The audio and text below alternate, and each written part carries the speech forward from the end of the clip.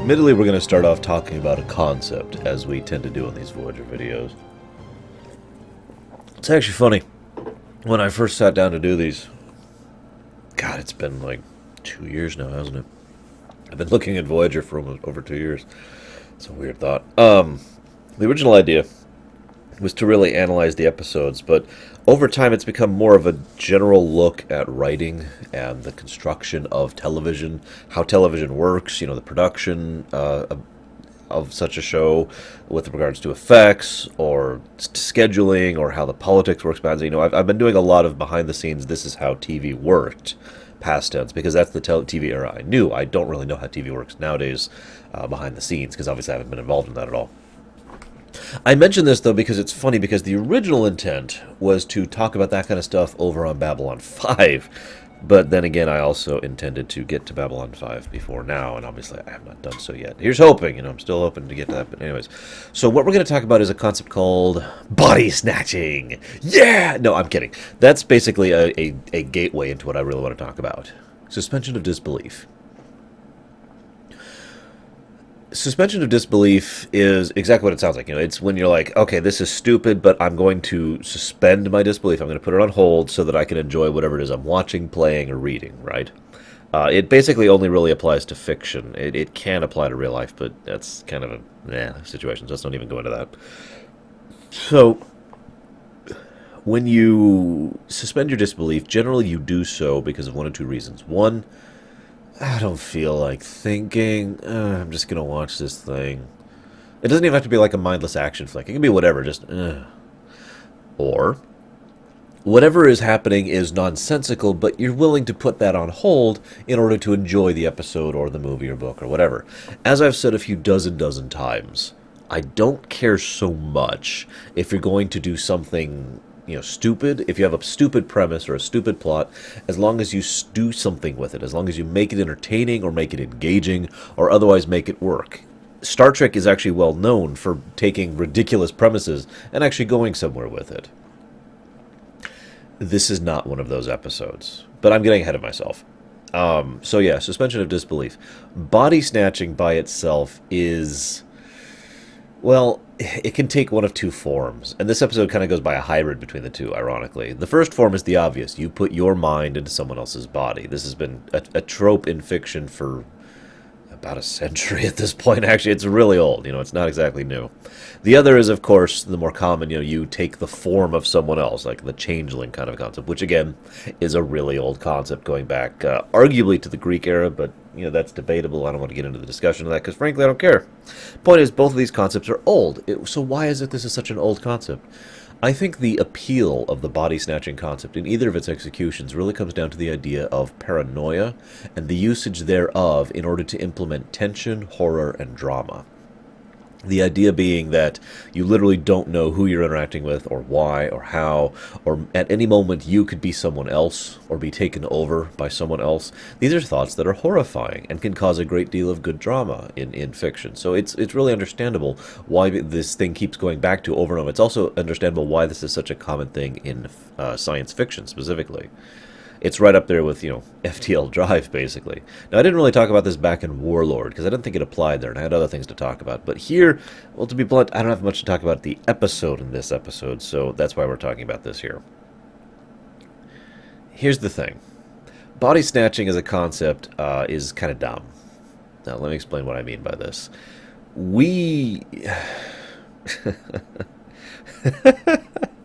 Okay. I was just remembering a thing from TNG that's really unrelated. I'd have to explain, and you guys don't care. The point being, if I had the ability to put my consciousness into your body, which is a weird thing to concept, but just bear with me, okay? If I had the ability to do that, to switch us, right?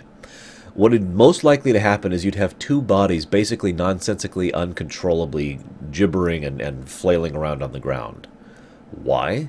Because if I tell my arm to do this, and you, at this, tell your arm to do this exact same movement, First of all, it's not the exact same movement, so let's go ahead and get that out of the way, because there's no such thing as exact same when it comes to something like that. But let's assume somehow in some perfect universe you could do the exact same maneuver I'm doing. The signals going through my neural network, the signals that are pushing through my brain, are literally different than the ones that are going through yours. The chemical, the electrons, it's not exactly completely different, but it is different. So your consciousness has no idea how to interpret all the signals going to it or coming from it. I can actually explain this very simply. You'd be a baby. Remember, the first however many years, 4 or 5 or 6 years, a human being spends learning how their signals work, figuring out what this input means and how to push out this output. That's why a child has so much difficulty maneuvering and controlling their fingers in more delicate things. We have to learn this over time in order to be able to do things like this, right? So you would effectively be reverted back to the state of not having control of your own body, just like you were when you were a baby. So that's the first reason it's kind of dumb. The second reason it's kind of dumb is in virtually every case, the idea is, well, it can be expressed as one of two things. One, you know everything about the original person, which brings up a huge philosophical question, namely, do our memories define who we are? Because if you have all of their memories, then how is it that you are now distinct from them? How is it you can now not be influenced by the memories which are guiding you, right? The second thought, of course, is you don't have any of their memories, in which case it's going to be incredibly easy to figure out that you're not them. In fact, one of my biggest problems with this episode is Tom is so blatantly, incredibly obviously not Tom Paris when he's the alien. They never actually give him a name because it's not Steth. Steth was the previous victim. It is so obvious that that's not Tom Paris that it actually bothers me that the crew doesn't figure that out. I'll talk about that in a minute. So both ways, that doesn't work either. So from a purely writing perspective and from an actual scientific perspective, body snatching's dumb. But I'm okay with it if they do it to good use. DS9 actually did one of the forms of body snatching, the shape-shifting, obviously, form, to good effect several times, and really did some good stuff with that. I'll never forget the scene where O'Brien walks up to Cisco on Earth and is like, hey, I'm not going to say anything else. I know several of my viewers haven't watched DS9 yet, but there's some good stuff, and those of you who have watched it probably know what I'm talking about. Please avoid DS9 spoilers in the comments. So, okay, I'm willing to suspend disbelief if you do something good with it. And we've already seen a good episode that did something with that in Voyager. I already mentioned it, Warlord, which is one of my favorite early on episodes and was a great exploration of the character. It was actually arguably the first real exploration of Kes as a character since Caretaker. And the actress, Jennifer Line, one of these days I'll get her pronunciation right, did a great job of portraying, all three roles basically she had to in that episode. So it was some good stuff. But like I said, this episode does not get that same thing. And I'm going to explain why right now, right at the beginning. The villain has the ability to, like I said, he's kind of a in-between. He literally switches forms with you. So you take his form and he takes yours. And he basically, so that's like a part one thing. But then there's the changeling, shape-shifting thing. So like I said, it's kind of an in-between thing. But anyways, he has this power. And some alien like that is the kind of alien you would think would be some kind of master villain or someone who has the ability to really think their way through a situation. Very cunning, very intelligent. Problem is, the villain in this episode is a dumbass. He shows on repeated, multiple occasions to be incredibly stupid. He does not have the ability to think forward at all. He does not have the ability to plan past the most basic next step plans. And, well, that's a problem because when you have a villain who's an idiot, the only way to make him any kind of contest for the heroes is to make them stupid too, which ties back to what I was talking about earlier. So, I know people are going to argue in defense of this episode, and that's fine. As always, I love hearing differing opinions. But for me, the fact that he was so dumb aggravated me. And again, the crew had to be even dumber to allow him to get away with what he did. There's a scene where Tom literally cannot find sickbay.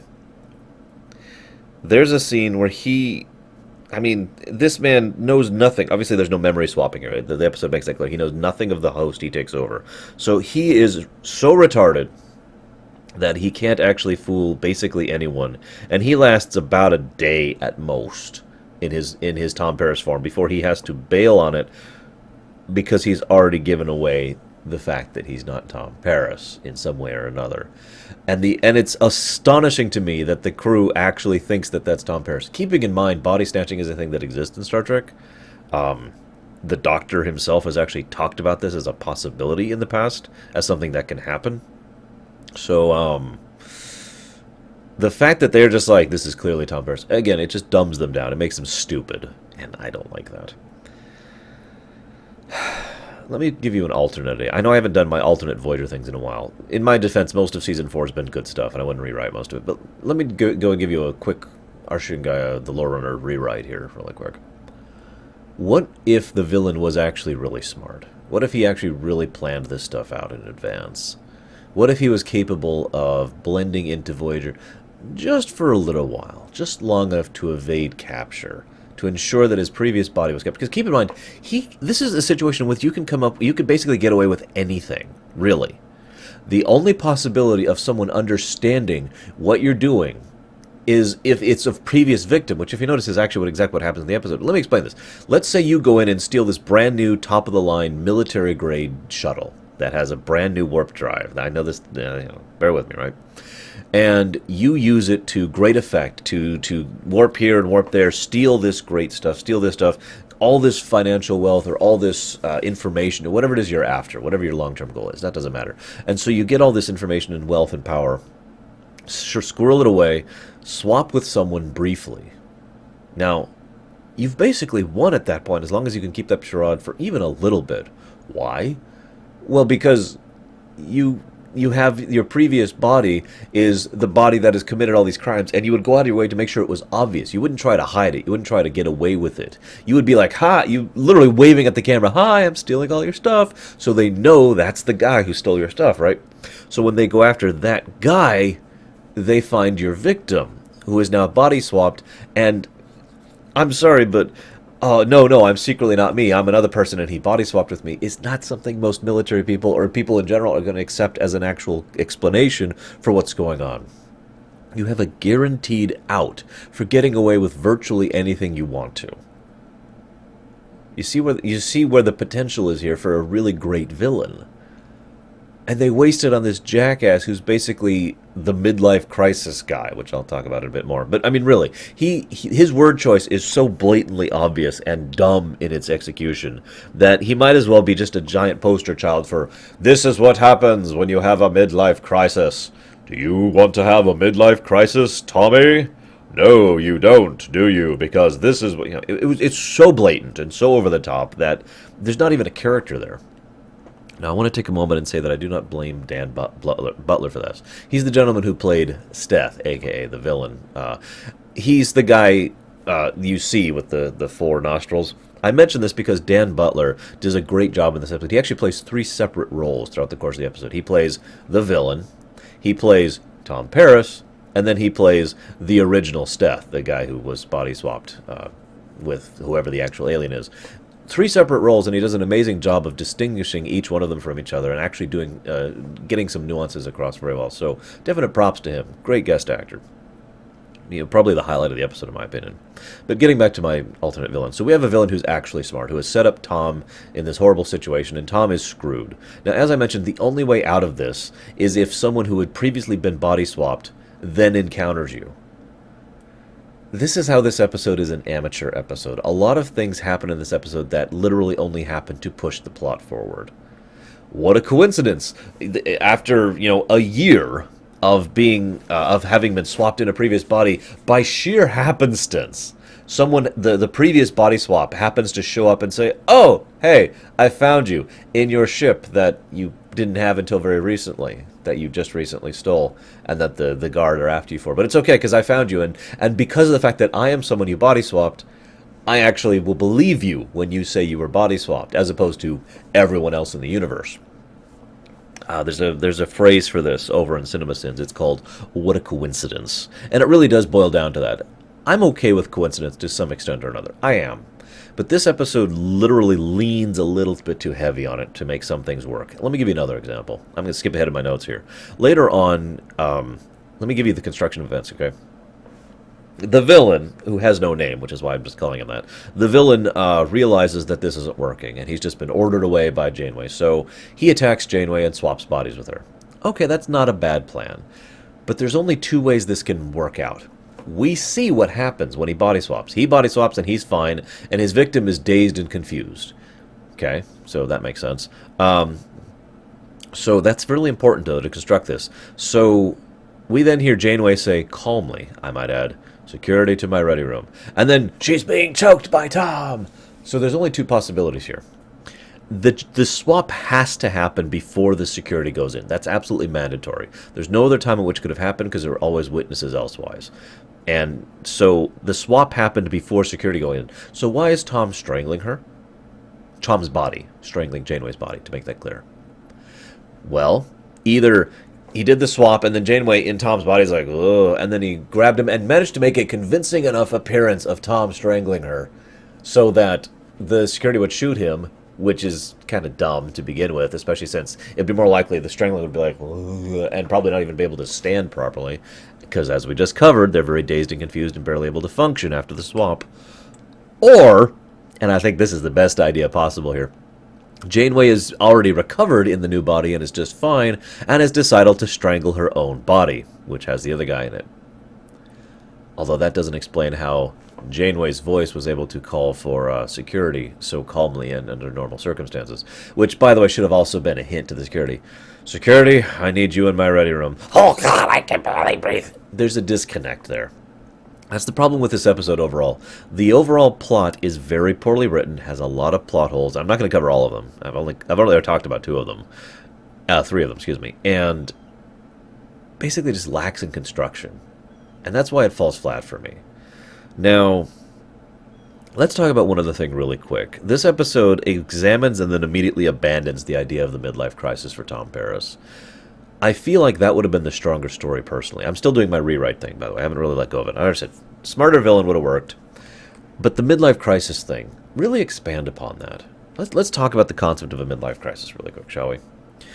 There's a reason that phrase exists, and it boils down to this. I have lived for a decent period of time. There's a reason it hits most people around 40. And yes, by the way, men and women both. There's no gender inequality here, okay? I've seen plenty of women go through just as bad of midlife crises as men.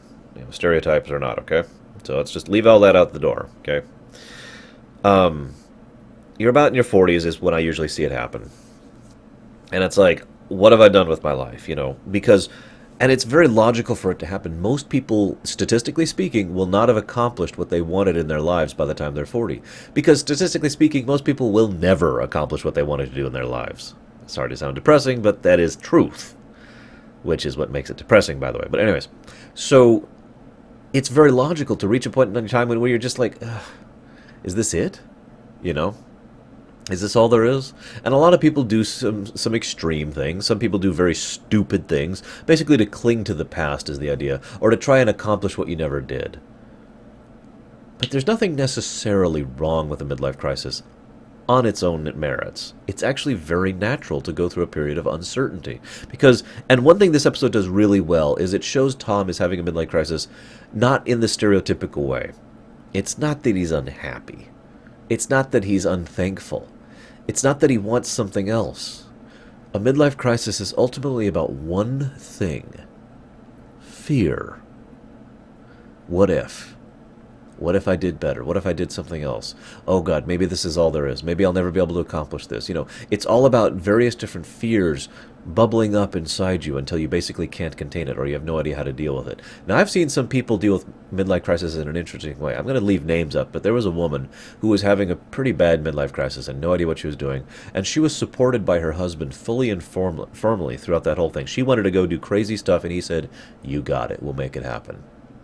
And in so doing, he demonstrated how most midlife crises, in my experience in real life, are defeated.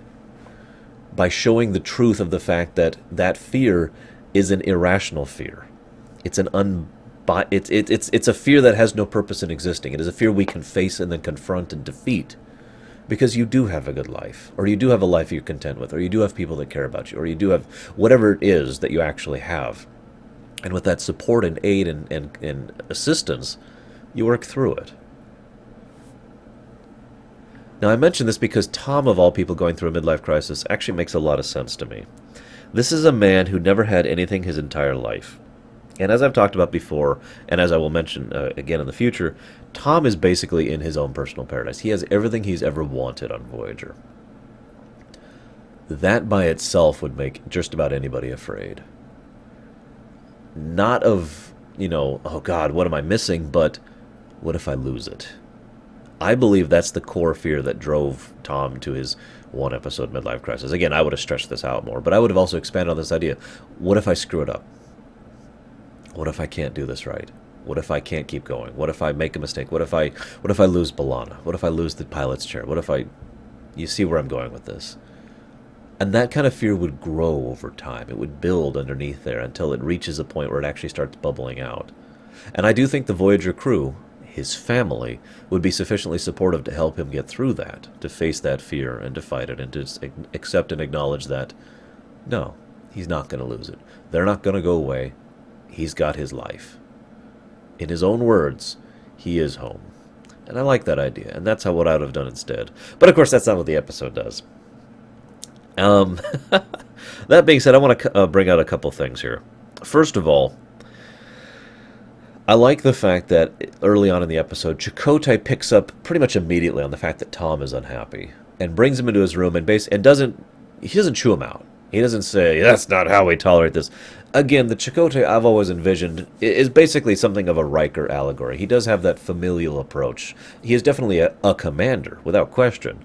But he's a commander of people he cares about. And so rather than shutting him down or giving him orders or run around the brig and give me 20, anything like that, Chakotay opens up to him and says, what's wrong? What's wrong, Tom? Help me out, man. Explain this to me. Help me work with this, And he praises him and tells him, you've done amazing things with your life. So I want to make sure you keep doing amazing things with your life. That was a great approach and probably my favorite scene in this episode. That being said, Chakotay is a moron in an earlier scene. Tom says it's a coaxial warp drive. Now, momentary reality check. For those of you who don't know, coaxial usually is associated with a certain thing in real life, which has to do with the type of cable. It's really hard to say that word without thinking that, especially myself as a former network engineer. But coaxial is a geometric concept, which I'm not going to explain, but ironically actually does apply fairly well here. So I'm with that. But Chakotay's response to, it's a coaxial warp drive is, a coaxial what? Which just makes Chakotay sound like an idiot, because the emphasis should have been on, for example, a what warp drive? Because I don't know, maybe it's me, but I think Chakotay probably knows what a warp drive is. Just maybe. And then Tom Paris just goes from his usual level of competency, which, as I've said before, is like his defining character trait, to almost Mary Sue levels of being able to be the only person on the ship who figures out, this theoretical form of warp drive and how to repair it on the fly and then permanently repair it later on. Now, okay, on the one hand, I'm kind of willing to go with that because, again, competency is Tom's thing. He also is really well known for thinking outside the box. He's the kind of person who will use unusual, basically non-Euclidean, as I would call it, thinking, non-linear thinking, in order to solve problems. And I think that's one of the reasons why Tom has always been so competent. But in that early scene where he's there in his grease monkey outfit, and he's just a little too competent. I felt like they just went a little bit too far with it. But again, that's because the script itself is kind of poorly constructed. Oh my God, there's this thing we've never heard of before, never done things before, but Tom's like, it's okay, I can fix it, let's do it. And then he fixes it. Again, badly constructed. Now, I mentioned this here, as I already mentioned, this is a little bit too much of an obvious episode. And again, it's all about the execution of the script. Tom is having a midlife crisis for the only time, basically, ever. This is the only time it will ever be brought up. And when he's having a midlife crisis, this alien, who, as we've already mentioned, is an idiot, and also is a poster child for midlife crisis, shows up and is like, hey, I love living life on the edge, and I love just randomly doing things for absolutely no reason. Chaos, yeah, it's great. A little too obvious there, episode. Now, then we go to something else, which just makes me just blown away. Tom is the one helping repair the theoretical warp drive ship. I'm going to say that again. Tom Paris, pilot, is the guy who's helping to repair a ship he's never been on before, never worked with before ever, with a warp drive that is only theoretical up until this exact moment. He has a conversation about these repairs with the chief engineer, who has nothing to do with those repairs, or any of the other engineers on the ship, who, as we've already established, are idiots. So, what? And of course, again, it's obvious why. Because the episode needs Tom to get into contact with the alien, so that not only can the body swap happen, but so we can have the midlife crisis thing. I hate to keep hammering this point in, but it's just the bad construction. It is so much more logical for Tom to go over with a team. Tom to go over with B'Elanna. There's even moments for character possibilities there. Why not have B'Elanna comment on how much more excited and exuberant Tom feels like over here? The noticeable change in his behavior. Have that be a way to explore this midlife crisis problem. Have it be a way for him to open up to her and finally admit that I'm scared. I don't want to lose this. I don't want to lose you. Do something with it. Don't just shove them over there because the plot demands it. Ugh. I should point out that this is one of those technobabble solution problems that irritates me. Because they're fighting the enemy ship, the shuttle actually, and they have to shut it down. So the solution is a technobabble beam. That's how they solve the episode. They shoot a technobabble beam. However, I will give partial credit for the fact that they set that up in advance, because Tom's the one who helped fix the ship, so it's actually logical that he would have a way to disable it.